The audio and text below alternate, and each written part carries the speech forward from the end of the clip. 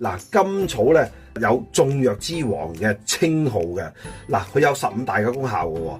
咁大家睇翻左上角啦嚇，佢主要咧都係可以預防肺部不適，對於十二指腸嘅潰傷啊，又可以治咳嗽、貧血、喉嚨痛就最好噶啦。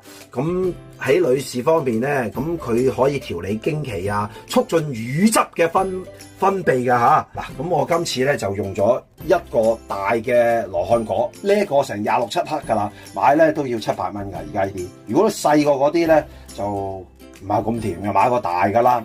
咁哇，成個羅漢果煲幾多啊？我今日用5升水去煲嘅，所以咧我就加咗8粒嘅無花果。無花果揾啲靚啲㗎啦，即係美國啊嗰啲就比較靚啲。咁呢個甘草嘅咧，咁我哋咧都要浸一浸水㗎嚇。嗱，將佢浸一浸水先，一陣間沖洗翻佢嚇，沖一沖佢。